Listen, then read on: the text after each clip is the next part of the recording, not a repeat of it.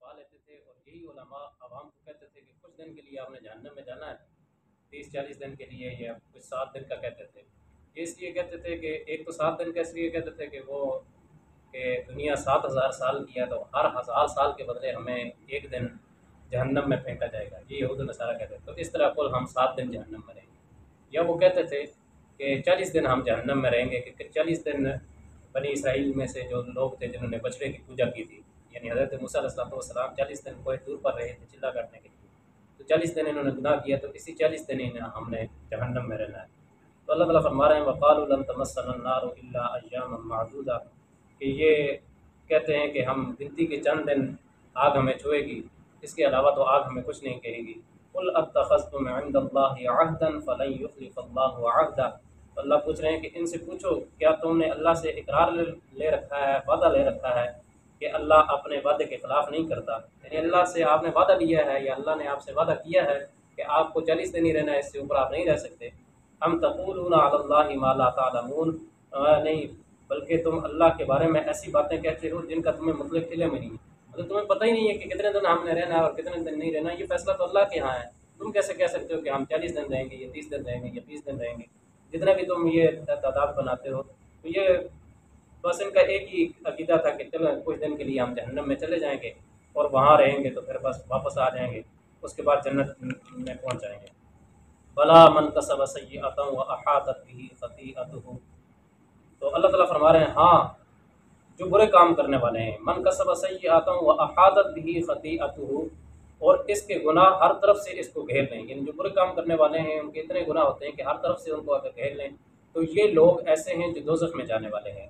اور وہ ہمیشہ ہم فیہا خالدون، اور ہمیشہ وہ اس میں جلتے رہیں گے۔ تو یہ اللہ تعالیٰ نے واضح کر دیا کہ جو لوگ بد اعمالیاں کرتے ہیں، برے کاموں میں ملوث رہتے ہیں، ان لوگوں کے لیے یہ ہے کہ وہ اس میں ہمیشہ رہیں گے، ہم فیہا خالدون، وہ اس سے ہٹیں گے نہیں۔ یہ لفظ ہے خطیئۃ، اس کا مطلب ہے غلطی پر ہونا، خطا پر ہونا، غلطی پر ہونا۔ تو مفسرین نے اس کی تفسیریں کی ہیں، بعض مفسرین نے لکھا ہے کہ اس خطیئۃ سے مراد ہے کفر پر ہونا، کہ جو کفر پر ہوگا وہ ہمیشہ ہمیشہ کے لیے جہنم میں جائے گا۔ بعض مفسرین نے لکھا ہے اس خطیئۃ سے مراد ہے شرک پر ہونا، اور بعض مفسرین نے یہ لکھا ہے کہ اس خطیئۃ سے مراد یہ ہے کہ انسان کا گناہوں پر بزد ہونا، کہ وہ اتنے گناہ کرتے جائے، اور ایسے گناہ کرنا جن سے انسان کا دل گندہ ہو جائے، یعنی جیسے وہ صم بکم عمی فہم لا یرجعون، اس کے اندر سے حس ہی ختم ہو جائے، نہ کچھ وہ سمجھے اور نہ کچھ وہ اس کو سمجھ آ سکے۔ تو ایسے لوگ جو بد اعمالیوں کی وجہ سے اپنے دلوں کو گندہ کر چکے ہیں، فرمایا ہم فیہا خالدون، یہی لوگ اس میں رہنے والے ہیں، یعنی یہ ان کی اس بات کا ازالہ ہے جو وہ فرماتے تھے، کہتے تھے کہ لن تمسنا النار الا ایاما معدودہ، ہم تو چند دن، کچھ دن ہی ہم نے جہنم میں رہنا ہے اور اس کے بعد ہم نے نکل جانا ہے۔ تو رسول اللہ صلی اللہ علیہ وسلم نے ایک مرتبہ ان یہودیوں کو بلایا، ان کے آپ علیہ والسلام کے پاس زہر آلود گوشت بھیجا گیا بکری کا، کہ تاکہ آپ علیہ والسلام کھا لیں۔ تو اللہ تعالیٰ نے آپ کے علم میں یہ بات ڈال دی، یہ گوشت آپ کے پاس پہنچا، تو آپ علیہ والسلام نے یہودیوں کو بلایا اور ان سے بلا کر پوچھا کہ بتاؤ، یہودیوں سے پوچھا تمہارے، ایک ایک سے پوچھا تمہارے والد کا کیا نام ہے، تمہارے والد کا، وہ غلط بتاتے گئے۔ تو آپ علیہ والسلام نے پھر سب کا نام بتایا کہ تیرے والد کا نام یہ ہے، تیرے والد کا نام یہ ہے، تیرے والد کا نام یہ ہے۔ تو جب یہ سنتے گئے وہ ہکے بکے رہ گئے کہ یہ ہمیں کیسے جانتے ہیں، ان کو کیسے پتہ چلا ہمارے والدین کا نام، ہم تو غلط بتایا تھا۔ انہوں نے پھر تصدیق کی کہ ہاں آپ ٹھیک کہہ رہے ہیں، ہمارے والدین کا نام یہی ہے۔ پھر دوسری بار آپ علیہ والسلام نے پوچھا کہ بتاؤ کہ جہنمی کون ہیں، تو ان یہودیوں نے کہا کہ پہلے ہم جہنمی ہیں کچھ دنوں کے لیے، اس کے بعد آپ، یعنی آپ کی امت جہنمی ہے، وہ چلے جائیں گے، ہم نکل آئیں گے پھر آپ چلے جائیں گے۔ آپ علیہ والسلام نے فرمایا نہیں، کہ تم ہی جہنمی ہو، تم جھوٹ بولتے ہو اور تم ہی جہنمی ہو، اور ہمیشہ ہمیشہ کے لیے تم ہی جہنم میں رہو گے۔ پھر تیسری مرتبہ آپ علیہ والسلام نے، اصل بات وہ آپ علیہ والسلام پوچھنا چاہ رہے تھے کہ اس میں گوشت میں زہر کس نے ملایا ہے یا نہیں ملایا، یہ مجھے شک ہے یا آپ نے ملایا ہے۔ تو پھر انہوں نے کہا، اقرار کر دیا کہ ہاں ہم نے یہ زہر ملایا تھا۔ تو بات یہی ہے کہ جو لوگ غلطی پر ہوتے ہیں، کفر اور شرک پر ہوتے ہیں، مفسرین نے یہ بھی تینوں تفسیریں کی ہیں۔ بعض مفسرین نے یہی لکھا ہے کہ جو گناہ میں زیادہ بزد ہوتے ہیں، گناہ کرتے جاتے ہیں اور اس پر بزد ہوتے ہیں، وہ بھی جہنمی ہیں، ہمیشہ ہمیشہ جہنم میں رہیں گے، اور وہ لوگ جو کفر و شرک میں مبتلا ہیں وہ بھی جہنم میں۔ والذین آمنوا وعملوا الصالحات، اور وہ لوگ جو ایمان لے آئے اور نیک اعمال کیے، اولئک اصحاب الجنہ، وہ لوگ جنت والے ہیں، ہم فیہا خالدون، ہمیشہ ہمیشہ اس میں رہیں گے۔ یہ دونوں آیات جنتیوں کا جہنمیوں کا ذکر ہوا تو ساتھ ہی اللہ تعالیٰ نے جنتیوں کا ذکر بھی کر دیا کہ جہنمیوں کا ٹھکانہ ہمیشہ ہمیشہ کے لیے اگر جہنم ہے تو جنتیوں کا ٹھکانہ بھی جنت ہے، یعنی جنت اور جہنم میں جانے کے بعد کوئی بھی شخص ایسا نہیں جو واپس آ سکے یا اس اپنے سزا اور جزا سے نکل سکے۔ جو جہنم میں ہے وہ ہمیشہ جہنم میں ہے، جو جنت میں ہے وہ ہمیشہ جنت میں ہے۔ اب بعض لوگ کہتے ہیں نا، اس سے ایک مسئلہ یہ بھی پتہ چلتا ہے، انسان جب مر جاتا ہے تو چونکہ قبر میں فیصلہ ہو جاتا ہے، موت کے وقت ہی اللہ کو تو پتہ ہے، سارا فیصلہ تو سارے ہو جاتے ہیں کہ یہ جنتی ہے یہ جہنمی ہے۔ قبر میں چلا جاتا ہے، نبی علیہ الصلوۃ والسلام نے بھی ارشاد فرمایا کہ قبر کو صرف ایک مٹی کا گڑھا نہ سمجھو، اس کو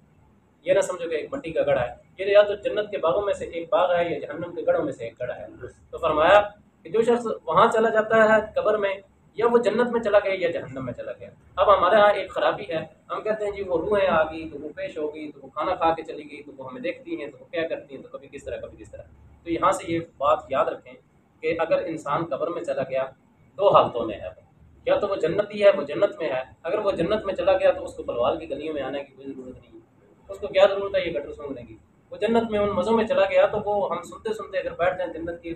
سیر کرتے کرتے تو انسان کدھر نکل جاتا ہے، چاہے کہ وہ جنت سے نکل کر یہاں دنیا میں آ جائے، ایسا تو ہو نہیں سکتا۔ وہ تو کوئی بہت بڑا بیوقوف ہی ہوگا۔ جب حضرت آدم علیہ الصلوۃ والسلام کو نکالا گیا جنت سے، زمین پر بھیجا گیا، کتنے دنوں تک وہ رو رو کر اللہ سے دعائیں مانگتے رہے۔ 40 دن بھی آتا ہے کہ وہ رو رو کر اللہ سے دعائیں کہ اللہ میں نے بہت بڑا ظلم کر دیا کہ جس کی وجہ سے مجھے وہاں سے نکال کے اس دنیا میں بھیج دیا۔ اب جو بندہ جنت میں چلا جائے وہ دنیا میں کیوں آئے؟ اور اگر وہ جہنمی ہے، ہم فیہا خالدون کے تحت، وہ اللہ کے ہاں قیدی ہے، قیدی کو چھوڑا نہیں جاتا کہ آپ جاؤ دیکھو پیچھے کیا ہوتا ہے۔ تو یہ روحیں آنے والا سلسلہ یہ بھی ہاں کر یہ ایک ختم ہو جاتا ہے، اس کو بریک لگ جاتی ہے، سمجھ آ جاتی ہے بات کہ روحیں نہیں آتی۔ جب انسان ایک دنیا سے دوسری دنیا کی طرف منتقل ہوتا ہے، آسان لفظوں میں یہ سمجھیں کہ جیسے ہم ماں کے پیٹ میں تھے، ہمیں کوئی پتہ نہیں وہاں ہمارا کیا، وہاں ایک مستقل ہماری زندگی تھی، ہم رہے ہیں 9 ماہ رہے ہیں وہاں پہ، مستقل ہماری زندگی تھی۔ اس سے پہلے روح الارواح میں بھی مستقل زندگی تھی، روح الارواح سے شفٹ ہو کر ماں کے پیٹ میں آئے، وہاں ہمیں کوئی نہیں پتا پیچھے کیا تھا،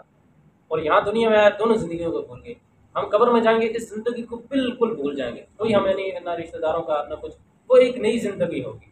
جیسے ماں کے جسم میں ہمارا پیٹ بنا ہے تو یہ دنیا کا جسم ہے، اس میں ہماری روح بن جائے گی۔ اب ہمیں قبر میں جانا ہے تو ہم اپنے روح کے حساب سے جو ہم بنا کے یہاں سے لے جائیں گے، جو ہمارے انسانیت ہمارے اندر بن جائے گی، اس کے حساب سے سزا و جزا ہم بھگتیں گے۔ جیسے اگر کوئی بچہ ماں کے پیٹ سے وہ ہاتھ کٹا ہوا آ جاتا ہے، دنیا کے اندر اس کو وہ ہاتھ نہیں مل سکتا، وہ اس کی سزا یہ سمجھے سزا جسمانی طور پر ایک انسان کاٹ رہا ہوتا ہے، اس کی ایک مسلسل وہ تکلیف کاٹ رہا ہوتا ہے کہ ایک ہاتھ نہیں ہے اور کتنی تکلیف ہے وہ کاٹ رہا ہوتا ہے۔ اسی طرح قبر میں بھی جائے گا انسان، اگر روح میں کوئی کمی رہ گئی، مطلب یہ ہمارے ہاتھ میں ہے، یہ تو اللہ کے ہاتھ میں تھا جسم، تو اللہ تعالیٰ بندوبست بھی فرما دیتے ہیں۔ اگر ہم قبر میں چلے جاتے ہیں تو وہاں پر اگر ہماری روح میں کوئی کمی رہ گئی تو ہمیں سزا و جزا کے ہم مستحق ہیں۔ تو بات یہ مختصر کرنی تھی کہ وہاں سے واپس نہیں آتی، چاہے وہ جنت میں ہو یا جہنم میں۔ وَإِذْ أَخَذْنَا مِيثَاقَ بَنِي إِسْرَائِيلَ لَا تَعْبُدُونَ إِلَّا اللَّهَ، اور جب ہم نے بنی اسرائیل سے وعدہ لیا کہ اللہ کے سوا کسی کی عبادت نہیں کرنا، یہ ایک وعدہ ہے کہ اللہ کے سوا کسی کی عبادت جائز نہیں۔ وَبِالْوَالِدَيْنِ إِحْسَانًا، اور ماں باپ اور رشتہ داروں کے ساتھ، وَبِالْوَالِدَيْنِ إِحْسَانًا، اور ماں باپ کے ساتھ، وَذِي الْقُرْبَى، اور قرابت والوں کے ساتھ، وَالْيَتَامَى، اور یتیموں کے ساتھ، وَالْمَسَاكِينَ، اور مسکینوں فقیروں کے ساتھ حسن سلوک کرنا ہے۔ وَقُولُوا لِلنَّاسِ حُسْنًا، اور لوگوں سے اچھائی اور بھلائی کی باتیں کہنا ہے۔ وَأَقِيمُوا الصَّلَاةَ، اور نماز کو قائم کرنا، وَآتُوا الزَّكَاةَ، اور زکوٰۃ ادا کرنا۔ ثُمَّ تَوَلَّيْتُمْ إِلَّا قَلِيلًا مِّنكُمْ وَأَنتُم مُعْرِضُونَ، تو چند شخصوں کے سوا تم سب نے اس سے اعراض کیا، وہ پھر بیٹھے۔ اچھا، یہ اللہ تعالیٰ کا حکم اور پھر ماں باپ کے ساتھ حسن سلوک کا یہاں حکم ہے کہ اللہ تعالیٰ نے بنی اسرائیل سے یہ وعدہ لیا تھا کہ لا تعبدون الا اللہ،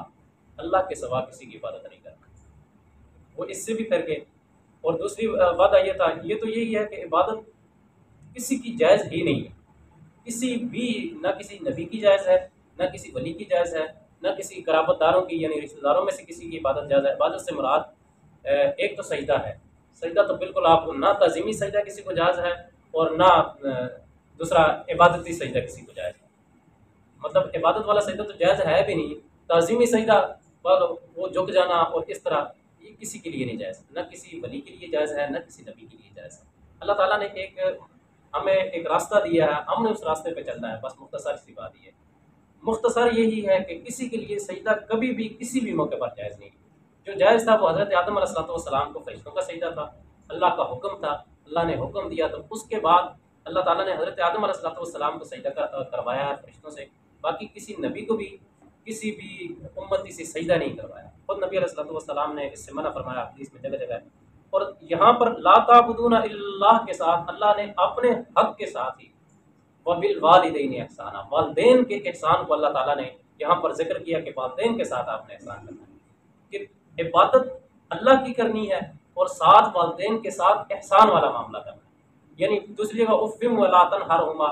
اف تک نہیں کہنا، ان کو جھڑکنا نہیں۔ اور پھر اللہ تعالیٰ بہت ساری جگہوں پر ایسے وقضى ربك الا تعبدوا الا اياه وبالوالدين احسانا، کہ اللہ کا یہ فیصلہ ہے اللہ تعبدوا وقضى ربك الا تعبدوا الا اياه، کہ اللہ کا یہ فیصلہ ہے کہ آپ نے عبادت کرنی ہے اپنے رب کی، وبالوالدین احسانا، اور اپنے والدین کے ساتھ احسان کرنا ہے۔ والدین کے بہت بڑے حقوق ہیں، جن کے والدین زندہ ہو، وہ جیسے رمضان المبارک کے اندر بھی یہ چیز اکثر بیان کی جاتی ہے کہ نبی علیہ السلام نے وہ 3 بددعائیں فرمائی۔ ایک بددعا یہ تھی کہ جن کے والدین زندہ ہوں اور وہ ان کی خدمت کر کے جنت نہ حاصل کر سکے، تباہ و برباد ہو جائے ایسا شخص، تو یہ تھی کہ والدین کے ساتھ آپ نے حسن سلوک کرنا ہے۔ وذل القربا، اور قرابت داروں کے ساتھ، قرابت دار رشتہ دار ہیں جو آپ کے، ان کے ساتھ بھی حسن سلوک کرنا ہے۔ والیتاما، اور یتیموں کے ساتھ جن کے سروں پر والدین کا سایہ نہیں ہوتا ایسے بچے، ان کے ساتھ۔ والمساکین، اور فقیروں کے ساتھ۔ یہ فقیر کون ہیں؟ فقیر وہ ہیں کہ جو اپنے اہل خانہ کے صحیح طریقے سے کفالت نہ کر سکیں، جن کے پاس مالی یا معاشی طور پر وہ مستحکم نہیں ہے کہ کھل کر اپنے بچوں کے ساتھ، اپنے بچوں کی اپنی اور اپنے گھر والوں کی پرورش نہ کر سکیں، ان کے ساتھ حسن سلوک ہے۔ وقولوا للناس حسنا، اور اچھی بات کہنی، نرم بات کہنی۔ آپ اپنے محتاطوں سے بات کر رہے ہیں، اپنے گھر والوں سے بات کر رہے ہیں، اپنے جاننے والوں کے رشتہ داروں کے ساتھ، عزیزوں کے ساتھ بات کر رہے ہیں، تو آپ نے نرم بات کرنی ہے، کسی کو سخت بات نہیں کرنی، ایسی بات جس کا وہ مستحق نہ ہو۔ مطلب اگر کوئی کام بگاڑ رہا ہے، مطلب یہاں میں مثال دے رہا ہوں، یہاں بیٹھے ہیں تو یہاں کی مثالیں کر دوں گا، کوئی کام بگاڑ رہا ہے تو وہ کام بگاڑ رہا ہے تو اس کو اتنی ہی بات کہی جائے جتنا وہ مستحق ہے، مطلب اس کو ڈانٹ ڈپٹ دیا جائے، اس سے آگے نہ بڑھا جائے کہ تیری ماں کا، تیری فلاں کا، تیری فلاں کا، گالیوں کی طرف نہ جائیں۔ ہر شخص کی عزت نفس ہوتی ہے، اور جو لوگوں کے ساتھ اس نے سلوک کرتے ہیں، احسان والا معاملہ کرتے ہیں، نرم بات کہتے ہیں، وقولوا للناس حسنا، اچھی بات کرتے ہیں، ان لوگوں کی اللہ تعالیٰ دنیا کے اندر عزت بناتے ہیں۔ کسی کی عزت نفس کا خیال رکھنا، اللہ رب العزت آپ کی عزت نفس کرنا، ورنہ یہ ہوتا ہے وقتی طور پر تو وہ بیچارہ مجبور ہے پیسوں کے لیے، وہ بیچارہ مجبور ہے، آپ کا محتاج ہے، وہ آپ کے منہ پر تو سلام کر دے گا۔ ہم نے کئی لوگوں کو دیکھا رضوان صاحب کہ جو یوں سلوٹ مارتے ہیں جب کوئی سامنے آیا، یوں سلوٹ مارتے ہیں جب کہتے ہیں شکر، وہ جب آگے چلا جاتا ہے کہتے ہیں شکر ہے۔ ایسی باتیں کرتے ہوئے میں نے خود سنا ہے، اور کبھی کبھار ایسے ہوتا تھا کسی زمانے میں، تو میں بھی دعا کرتا تھا یا اللہ یہ شخص مسجد میں نہ آئے۔ یقین کریں ایسے بندہ لوگوں سے تنگ ہو جاتا ہے۔ یہ حقیقی باتیں جو میں آپ کو بتا رہا ہوں، یہ حقیقت ہے، آپ کے سامنے تو وہ کھڑے ہو جائیں گے، وہ بڑا جی آئیں جی سارا آؤ بھگت کریں گے اگر آپ سخت بات کرتے ہیں۔ ہاں جی،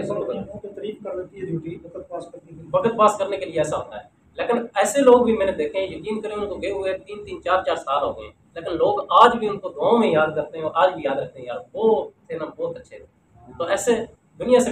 ویسے بھی انسان کو کسی بھی معاشرے میں اگر انسان ہو تو ایسا ہو کہ لوگ آپ کے لیے دعا کریں، اور وہی دعائیں اللہ کے ہاں قبول ہوتی ہیں۔ اس کے ساتھ ساتھ لوگوں کے حقوق کا ذکر کر کے پھر جو فرائض ہیں ہمارے ان کی طرف آگے، وَأَقِیمُوا الصَّلَاةَ وَآتُوا الزَّکَاةَ، اور قائم رکھو نمازوں کو، وَآتُوا الزَّکَاةَ، اور زکوٰۃ ادا کرو، ثُمَّ تَوَلَّیْتُمْ إِلَّا قَلِیلًا، تو چند شخصوں کے سوا سارے کے سارے لوگ وَأَنْتُمْ مُعْرِضُونَ، یہ پھرنے والے ہوں گے۔ تو یہ کچھ بنی اسرائیل کے انہی لوگوں کا ذکر ہے۔ احکامات جو کہ قرآن مجید کے یہ ساری امتوں کے لیے ہیں، اس امت کے لیے سمجھانا اصل مقصد اسی امت کو ہوتا ہے کہ یہ امت کچھ نہ کچھ سمجھ جائے اور یہ راہ راست پر آ جائے، بنی اسرائیل کے راستے میں نہ چلے۔